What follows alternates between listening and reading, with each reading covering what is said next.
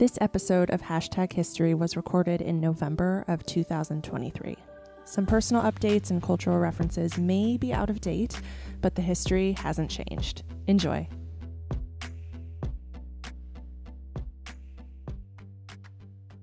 This is Hashtag History episode 134. I'm Rachel. And I'm Leah. Late night talk show host. Yes. This week we are staying local by covering something that is only a 2.5 hour drive from here. And despite the fact that I have lived in the greater Sacramento area my whole life, only 2.5 hours from this location, I only just went there for the first time earlier this year. And I know that you did too. Yeah, not the first time, the second time. Oh. Yeah. I didn't know you had been before. I went for my, very, very, very fun, high-profile senior trip to Santa Cruz. So you had done it before. Did you remember it? We just went to the boardwalk. Okay. So that's the only bit of Santa Cruz I had ever been to was the boardwalk. You hadn't done the mystery spot. I hadn't done the mystery okay, spot. Got it. Sorry. Got it. Clarifying. Well, yeah. I was going to speaking of the Santa Cruz boardwalk, that is the worst chafing I've ever had in my whole life. Chafing. Chafing. Chafing. You're like, that's called chafing.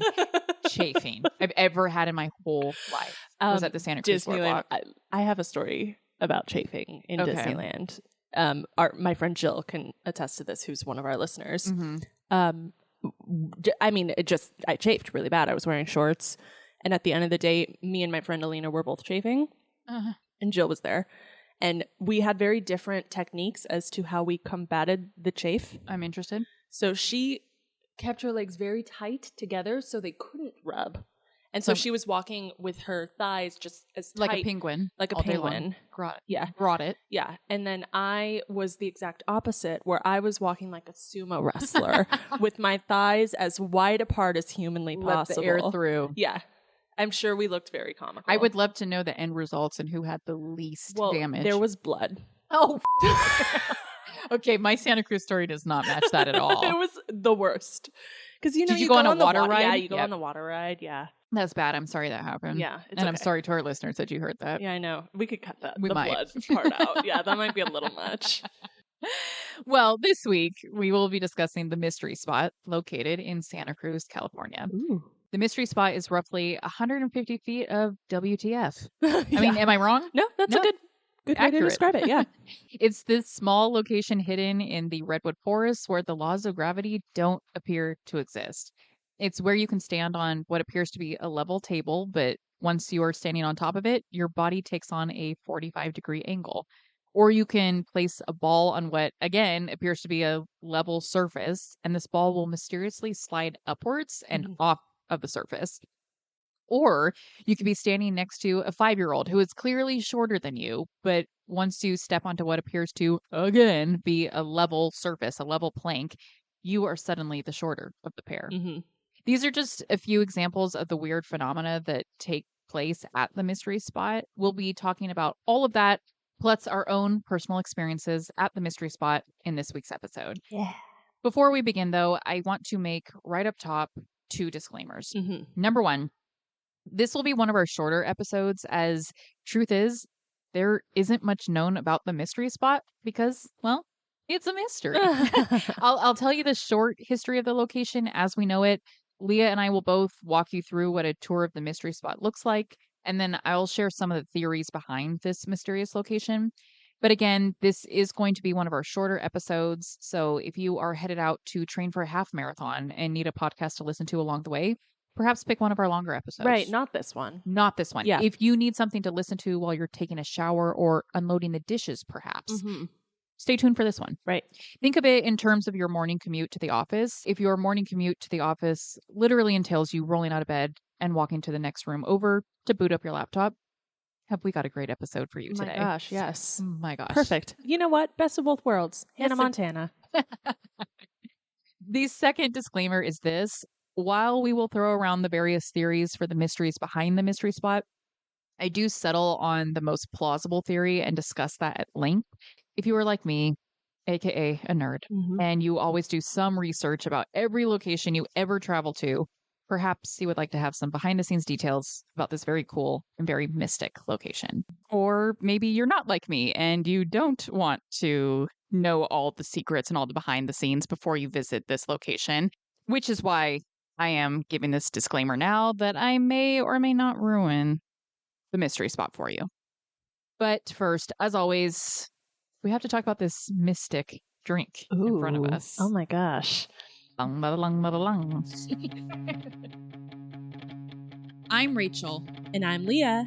And this is Hashtag History, the podcast for both history nerds and history haters alike, where we dive into history's greatest stories of controversy, conspiracy, and corruption.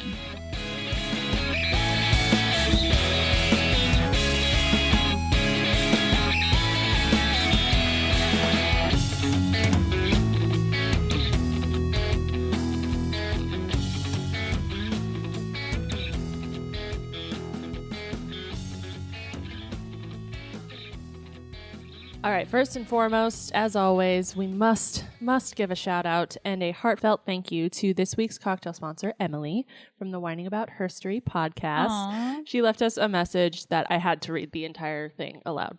Okay. And because it's a long one. Okay, I'm ready. In a heavy Minnesotan accent. Because she's from Minnesota. Because she's from Minnesota. And I was going to try to do the accent, but I don't know if I can. I really hope you will. Truly can't get enough of you gals, don't you know? This is great. Hearing your voices is like being wrapped in warm flannel on a sub-zero winter's night. Your cocktails make me go oofta, and like a good tater tot dish, I can't get enough. Oh my god. Keep up the great work and keep potting and drinking like you're running out of time. I don't know. Something weird started happening at the end there. No, that was great. Okay. That was brilliant. Great. That's my Minnesotan accent. It was brilliant. It might have been a little bit more Wisconsin. I appreciate any piece of it. Okay. When I was in London, we were at a pub in London, and the bartender was like, "You're an American." I was like, "Yeah." And he's like, "You're from Minnesota, right?" I was like, "Excuse me, I'm a Valley girl." Obviously. So apparently I sometimes fall into Minnesotan accents as well. Very cool, I guess. Well, thank you so much, Emily. That was really sweet. Yeah, love the message too. Yes, thank you. Okay, this week's cocktail topic is based just outside of lovely Santa Cruz, as you mentioned. And the second thing I think about when I think of Santa Cruz after the boardwalk and after the mystery spot is the banana slug. I had a feeling you were going to say that. They disturb me beyond reason. Valid. And I have no explanation. Because they're gross. Yeah, and I feel like slugs shouldn't be neon yellow. Certainly not. And they shouldn't be that thick. They're thick. They're thick boys. Anyways. Yeah, if you have not seen a banana slug. I actually have pictures from when we went camping because we camped just outside of Santa Cruz just like a month ago. And there was slugs. I feel nauseous. Yeah. Yeah. Ready to enjoy a drink based on slugs? I can't wait. Okay. Yeah, so I based this week's cocktail off the idea of banana slugs and decided to create my own original frozen tiki type drink. Love it. So we'll call this little guy the banana mystery slug. I can't wait. It looks so good. And it's not so mysterious because here's what's in it. 1.5 ounces of rum, frozen bananas, 2 ounces of pineapple juice, and 1 ounce of coconut milk. And then if you need it to be a little thicker, you can add more ice, but we added enough bananas that you didn't need to. They're as thick as a slug. Truly. The drinks are as thick as slugs. They're thick boys too. Yeah, so blend it all in a blender and have your way with it. Oh, God. Have your way with that thick boy. Cheers. Cheers. Are we going to be able to suck it through the straw? No. Oh. I'm in heaven. Little snotty. Try not to think of the slugs. I think that's where I'm going wrong here. And it's actually better not through the straw. Don't think slugs, think Jamba Juice. Also, I do not taste alcohol in this at it's all. only a shot of rum in like that rather large drink, so. This is like breakfast. Yeah. This is delicious. Yeah. This is a 10 for me. Oh my God. You? 8.5. Why so far down? Why so low? You know I don't love bananas. Oh, that's right. I mean, they're growing It's the on me one slowly, contention in but our yeah, relationship. I know. I feel like if it had a little bit more pineapple, maybe I would like it a little bit more. Maybe if I put frozen pineapple in with it, then I'd be down. This is amazing. 10 for me. So to begin, I went to the mystery spot for the very first time on my baby moon earlier this year. Yeah. Fortunately, we took our baby moon when I was like 20-something weeks along. If we had taken it any later, I'm not quite sure it would have happened. Toward the end of my pregnancy, my legs blew up to the size of elephant trunks, and my pelvic bone threatened to snap in half. Yeah. But again, fortunately, we went on our baby moon before I was all but immobile, which is good because when you first reach the mystery spot, you have to climb. Well, yeah, you do. Yeah, you do. Well, more on that later. Okay. In 1940, only a year after its discovery, the mystery spot was open to tourists and has become an extremely popular tourist attraction ever since. In fact, and this is not an exaggeration, I feel as though I see a mystery spot bumper sticker every single time I'm on the road. Oh, yeah. Like, especially for, I mean, us, like she said, we only live 2.5 hours away.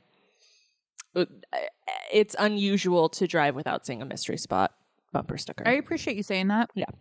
Because it's one of those things, I forget what the psychological term is, where like when you learn a new word, then you hear the word or all when the you time. get a car, now all of a sudden you start seeing that car Correct. everywhere. Yeah. Because I said this to my husband, Alex, before we went to the mystery spot.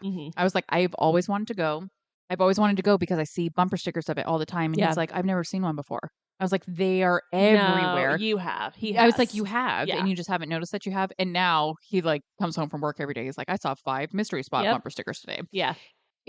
So I feel like I see it every single time I'm on the road. In a 2021 article written by Jasmine Garnett, she writes, quote, "If you've ever driven in the Bay Area with your eyes open, then you've seen it. Yeah. Mystery spot in bold black type over a yellow background. It's probably the most popular bumper sticker in the Bay Area alongside Keep Tahoe Blue and Coexist." Oh my God, yes. Unquote.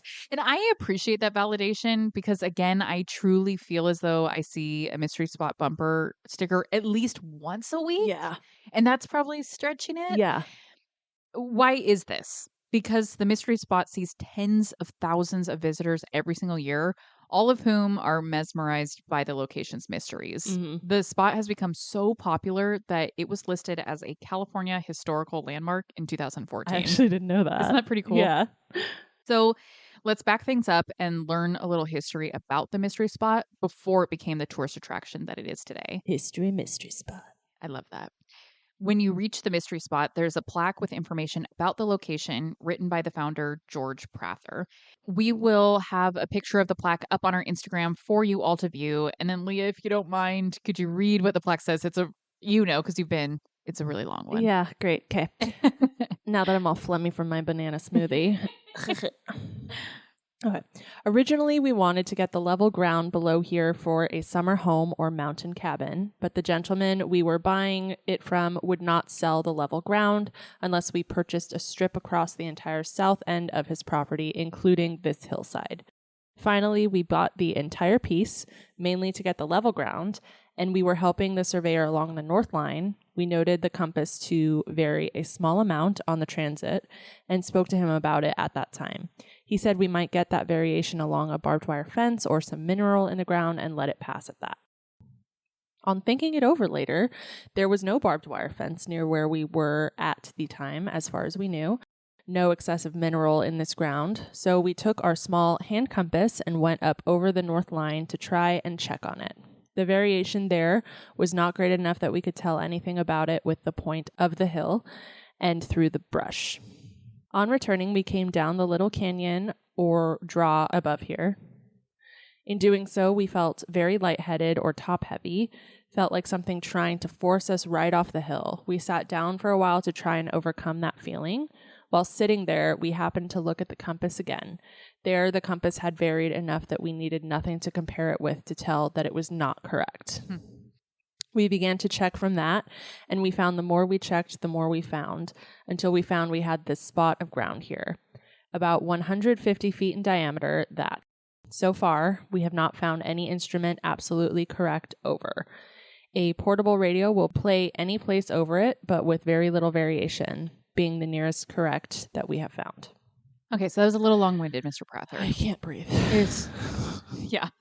It's long-winded. Prather was known to be a bit of an interesting fellow. He owned several businesses of his own and had a bunch of patents and stuff. This made him a bit of a local celebrity. This celebrity status was elevated when he purchased those 3 acres of land in the redwood forest of Santa Cruz, where he would build a shack that would defy the laws of gravity. A location such as this would draw attraction from anyone, but particularly at this time, not far out from the Great Depression, which hit in 1929, the entertainment industry was one of the few industries to actually see an uptick in business. The interest in the mystery spot began then and has continued to this day. Yeah.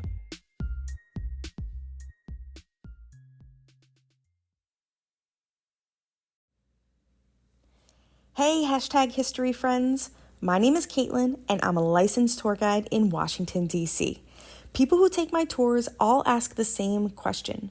Why didn't I learn about this on my 8th grade trip to D.C.? Well, that's because I highlight women's history and women's culture all across the nation's capital.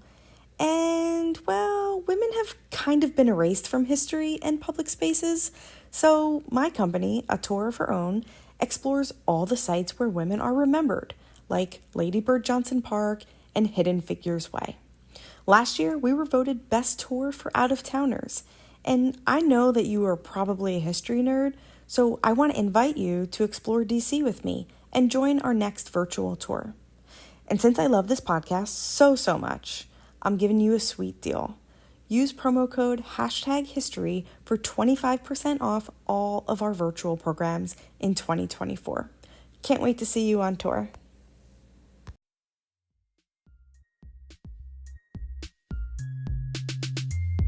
Here's where I would like to take our listeners on a tour of the mystery spot. So, spoiler alert for anyone that has not gone, would like to know, and would like to be surprised. But for the rest of you, keep listening. So, what I'm going to do here, I've just kind of put together like some bullet points of my experiences. I would love if you popped in and shared anything that stood out to you while you did your tour as well. So, to begin, like I mentioned earlier, you climb a very steep hill in order to reach the mysterious shack. 0 out of 10 do not recommend doing this if you are more than 20 weeks pregnant with twins. Right.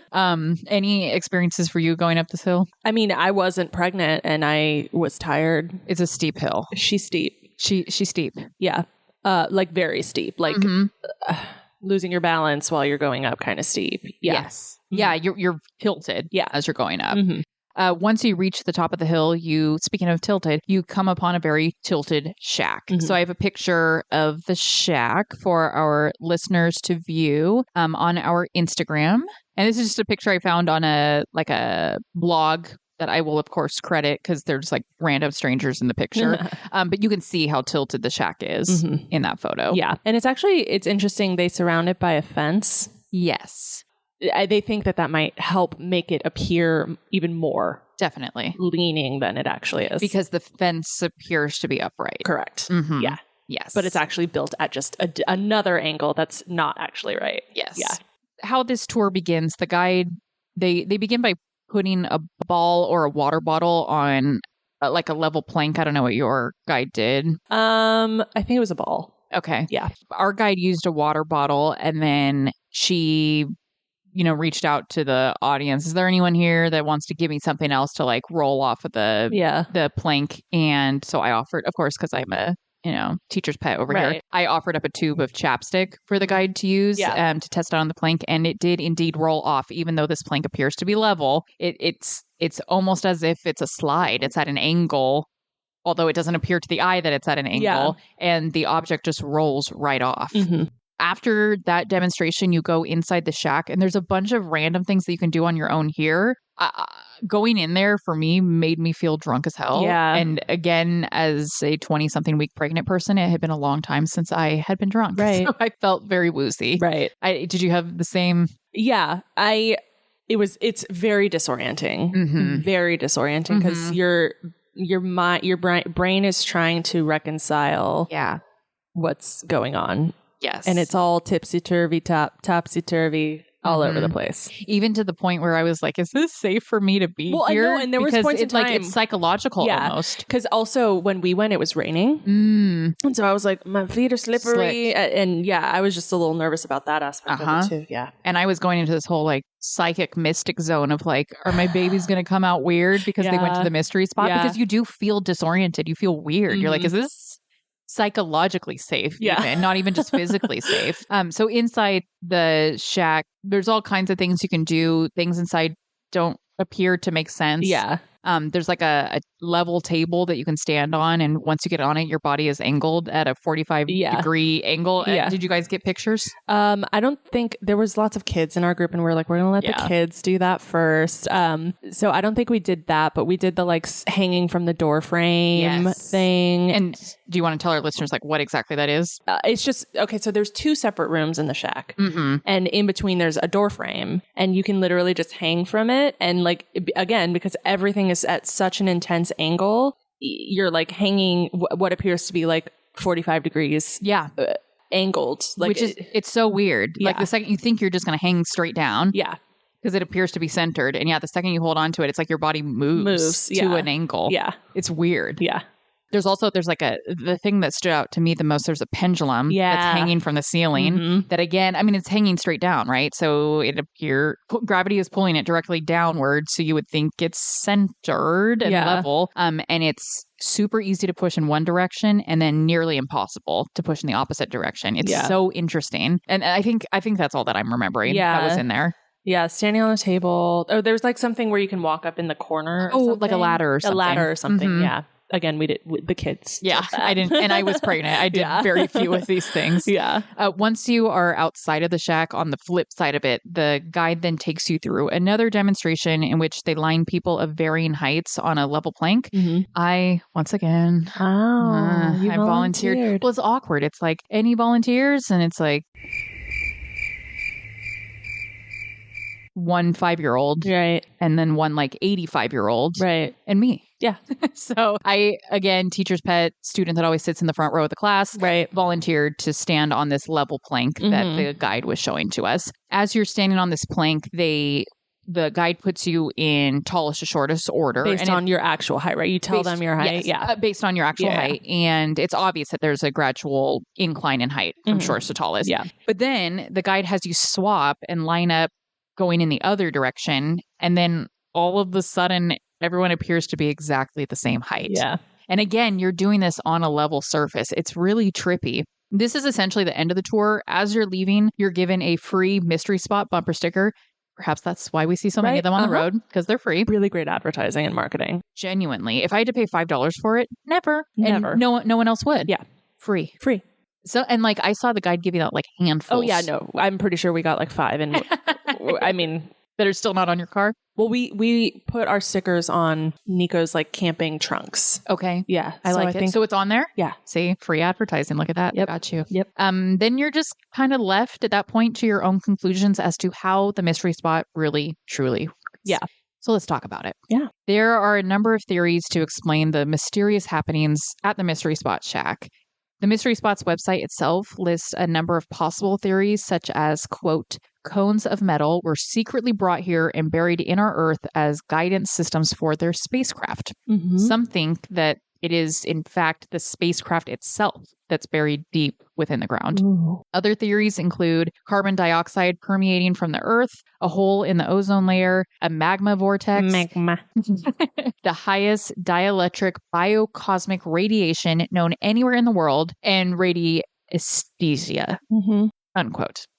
All possible theories. Totally. And while I love a good alien theory, the overwhelming explanation for the mysteries at the mystery spot is not really that mysterious after all. Way to burst the bubble. I don't feel that I was the first to do it. No, I don't think you were. Fair, yeah. In fact, even the tour guides kind of like, it's implied. All tongue in cheek. They're like, wow, can you believe it? They're like almost kind of sarcastic about it. And we're going to talk about a former tour guide's experience there later in the episode. Oh, great. Okay. So scientist frequent tourists and even former mystery spot guides have alleged that it is all just one great optical illusion. Yeah. Between the slopes and the angles of the building and the fence, like you mentioned, this leads your body to be shifted at different slopes and angles, and it can be easy for your visual perception to become warped.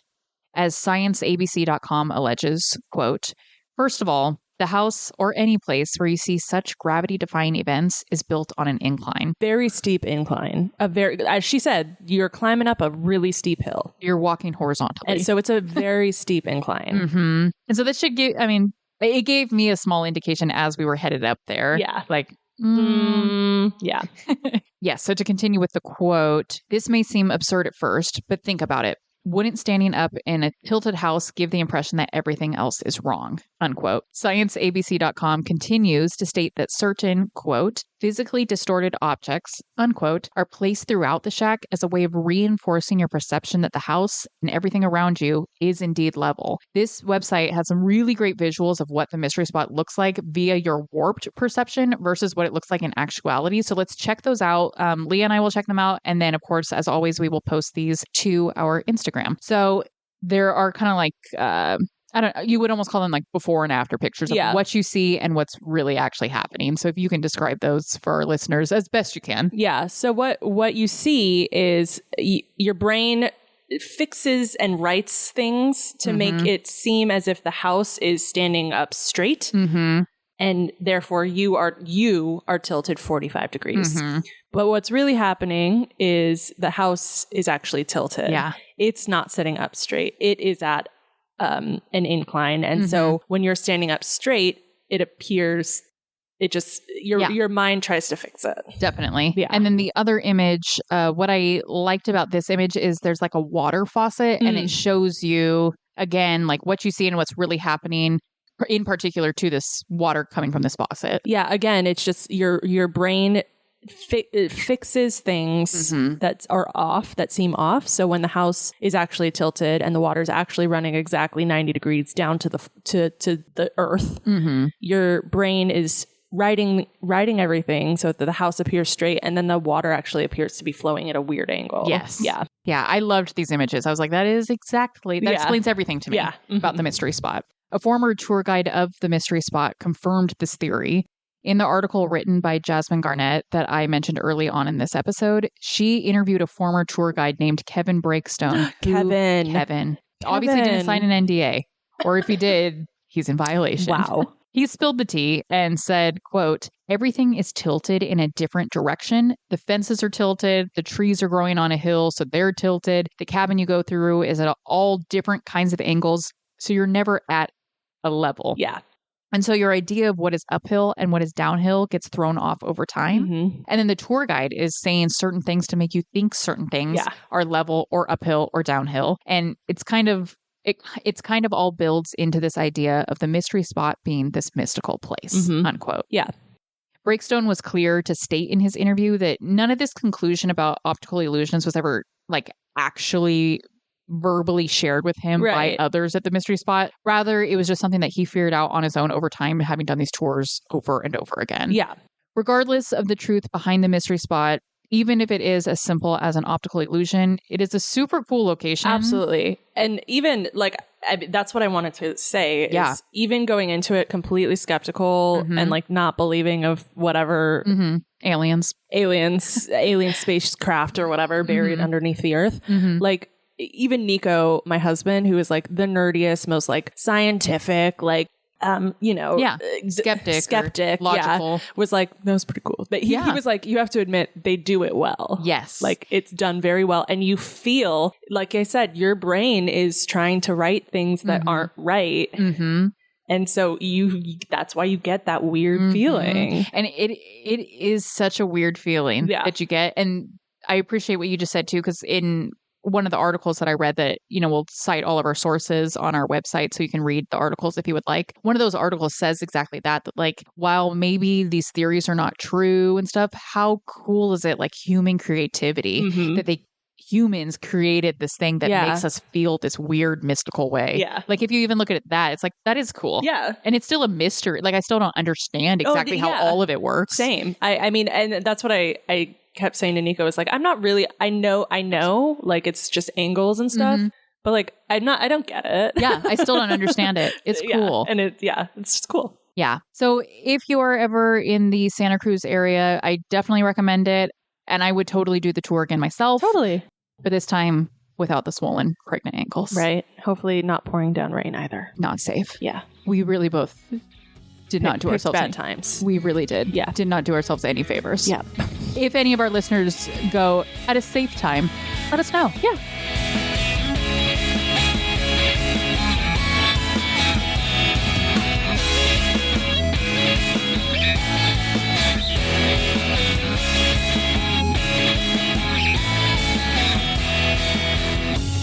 Thank you all so much for listening to this episode of #History. We will share the pictures that we discussed on this episode to our Instagram, and all sources used to put together the episode can be found on our website at #history-pod.com. Subscribe to us on whatever podcast platform you use, share about us with your family and friends, and then give us a rate and review. And be sure to check us out on Instagram at #history_podcast. I almost skipped that and read the next. That would have been fine. And then I would have just followed up with the Instagram. And come join us over on Patreon, where for as little as $1 a month, you can help support our books and booze supply. You will also get access to some behind the scenes content and automatic 15% off all merchandise. And we mail you cards and stickers. Thanks. Bye.